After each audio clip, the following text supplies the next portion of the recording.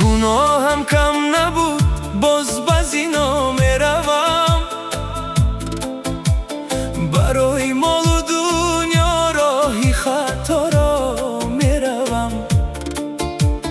بینگرد امتی ما امروز در چی حال است؟ مرگم یقین بود، چرا هنوز زنده؟ از مردگان جواب میپرسم، چی بخیردم؟ از خواهرم خبر نگرفته، فراموشش کردم. دست زنی بیگانه گرفته، راه خطا رفتم. بدی کردم از اون نکی را انتظار شدم. مرگم یقین بود، چرا هنوز زنده؟ از مردگان جواب میپرسم، چی بخیردم؟ این جان امانت خداست، ولی رنجش دادم. با دست خود ایمان و وجدانم را گم کردم. غرور و ننگارم را به نفسم فروختم. دیر فهمیدم که یاری جانم را از دست دادم.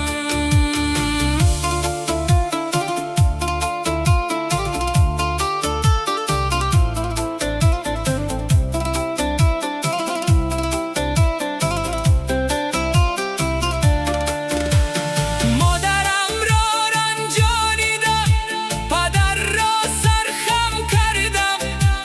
با عملی نادرست چشمانی او را گیران کردم. به امانت خیانت کرده، حق یتیم را خوردم. مرگم یقین بود، چرا هنوز زنده؟ از مردگان جواب میپرسم، چی بخیردم؟ خطاهایم بسیارند، هنوز باز نمیمانند. روز به روز به سوی جهالت مرا میبرند. اوه روز سفر انسان به پایان میرسد. مرگم یقین بود، چرا هنوز زنده؟ از مردگان جواب میپرسم، چی بخیردم؟ این جان امانت خداست، ولی رنجش دادم. با دست خود ایمان و وجدانم را گم کردم. غرور و ننگارم را به نفسم فروختم. دیر فهمیدم که یاری جانم را از دست دادم.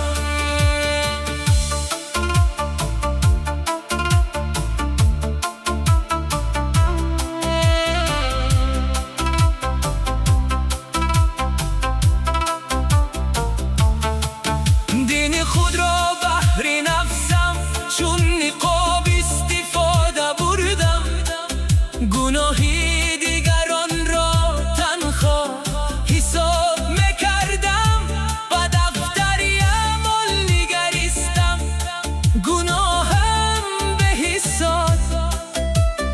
مرگم یقین بود، چرا هنوز زنده؟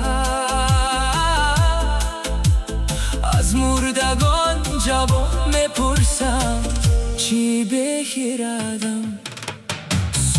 بدار شدم، امروز با صدق توبه کردم.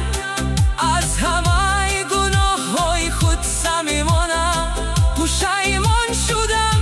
این سخن شاعری محزون است برای هر انسان. مرگم یقین بود، چرا هنوز زنده؟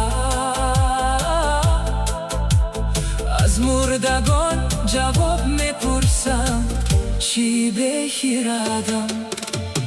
این جان امانت خداست، ولی رنجش دادم. با دست خود ایمان و وجدانم را گم کردم. غرور و ننگ و آرام را با نفسم فروختم. دیر فهمیدم که یاری جانم را از دست دادم.